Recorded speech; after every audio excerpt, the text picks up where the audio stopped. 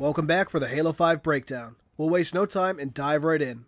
Blue Team has gone AWOL. On Infinity, an understandably distressed Halsey reveals the source of the attacks on UNSC colonies, Cortana. She has accessed the Forerunner domain, a galaxy-spanning network that allows her to activate whatever devices are causing the damage. Lasky, meanwhile, reveals what we just experienced. The Master Chief made contact with Cortana and has gone AWOL. As they continue discussion, Roland, who has been asking questions all the while, shoves himself into the conversation with a very important question. Why is Cortana the problem? Because she refused to die when she was supposed to? Now, before we move on, I think it's important to address this line, as it's received a lot of flack in the community. Well, not the line itself, but the lack of a definitive answer.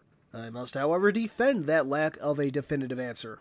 The question is put out there to make the player think. To answer it for us would defeat the purpose of the question, at least in my opinion.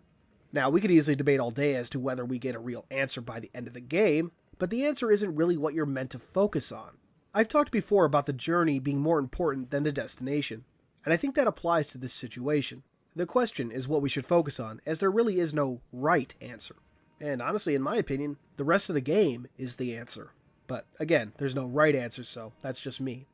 Anyway, we cut to Fireteam Osiris, who is being reassigned to hunt down Blue Team. Buck and Locke exchange some nice banter, Buck reflecting on his days as an ODST when things were simple. When he asks how a group of Spartan 4s is expected to take down the legendary Blue Team, ask politely, Locke reveals how. An armor restraint device, an interesting answer and one that ties in nicely to the Hunt the Signal ARG. The ARG's story followed a group of AIs trying to find weaknesses in Mjolnir systems, seemingly for this purpose. The timelines are a bit iffy, but for those who participated, this scene was likely a nice payoff for those who put the work in. It was for me anyhow. Although I do have to say, why does Locke only have one? I can't imagine Blue Team just giving up because one of them is immobile, even if that one is John. Nothing? Oh? Okay. So anyway, Buck makes the famous remark from the trailers. Every other Spartan, every soldier, when they hear about this, they're gonna hate us. To which Locke responds, "You're not the only one here because of him." And here's where I have to start ripping into things. What does this line even mean? Why does it exist? Neither Buck nor John joined the Spartans because of the Master Chief. Locke was motivated because of the sacrifice of Randall Aiken, and Buck was motivated by, at his own admission, Sarah Palmer. I'm oversimplifying things here, but you get the gist. The Master Chief had no direct and little, if any, indirect effect on Buck and Locke's decision to join the Spartan branch. Interesting, though, is that this line would make a lot more sense if Buck roles had been filled by Gabriel Thorne, one of the original members of Osiris during Halo 5's development early on. Thorne was indeed motivated by the heroism of the Master Chief, and the bonus materials from Halo 4's limited edition make this very clear, if it wasn't clear enough in Spartan Ops. Games are often rewritten a lot during development, and parts of old scripts can find their way into the final product, for one reason or another. I can only imagine this line, possibly even this whole exchange, as being one of those instances.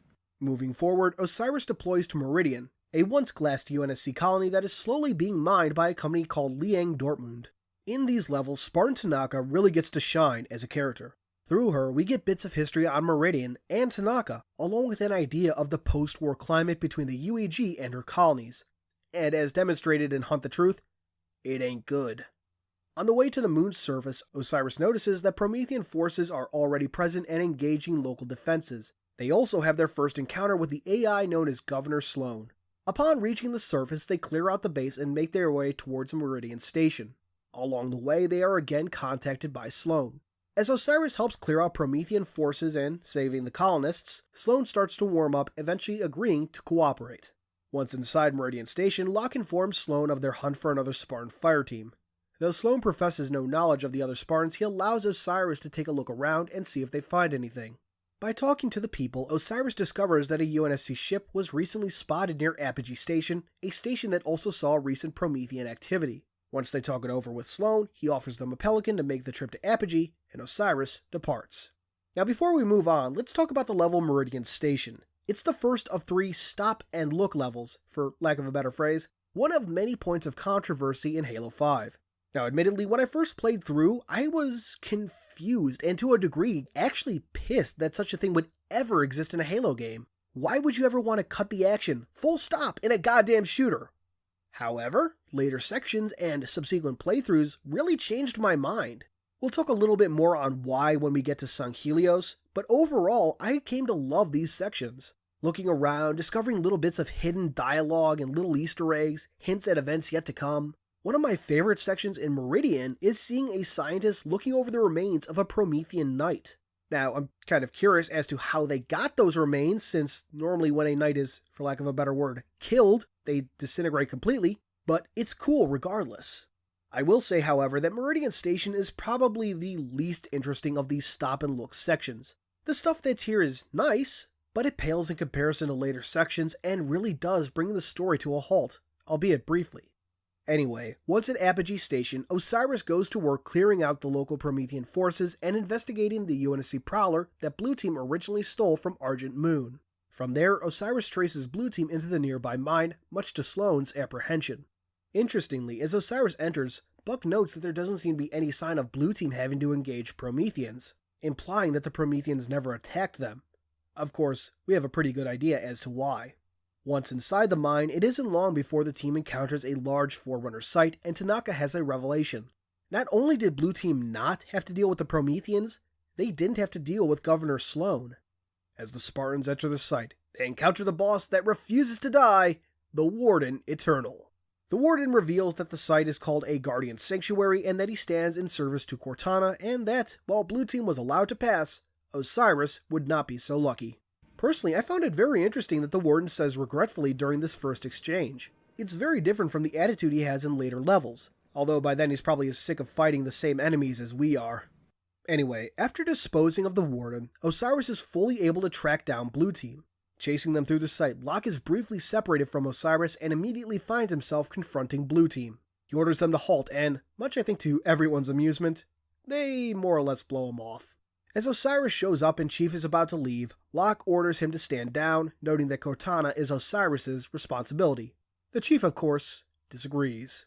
Now, a lot has been said about this fight, good and bad, and I have to say both sides have valid points. Personally, I think it's pretty good. The way the Chief snatches the gun from Locke, the music, the lighting, all perfect. Of course, as the fight goes on, it kinda goes downhill. The very end is, as many have said, almost like two drunks fighting rather than two Spartans. I don't know that I'd go that far, but I can't outright say that such criticisms are wrong. For me personally, the problem starts with Osiris. They are present and yet do nothing. And don't say they couldn't get to him, as not only are the Spartans in multiplayer able to close much greater distances, but Osiris shows off some pretty spectacular moves when they have to escape and throughout the game in general. The fact that they never intervene is nonsensical, to put it lightly. Very lightly. The other big problem is that the fight just feels slow and it doesn't have any weight to it, physically speaking. I mean, we're talking about Spartans here, and yet the fight looks like it's between two normal dudes. The moves are slow, the hits have no weight behind them, most of the time anyway. I still enjoy watching the fight, but I think it could have been so much more. And once again, I have to disagree with the idea of making the Chief fight in-game, an idea I've seen thrown around a few times. Unless we're talking about a series of what would basically be quick-time events, I can't imagine it being a very interesting fight, especially since you, as the player, would have to lose for the sake of the plot. It could possibly be interesting the first time around, but any subsequent playthrough would be tedious at best.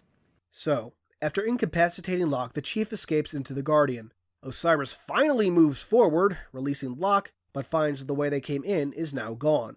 Luckily, it seems that escaping via Blue Team's entrance is still an option.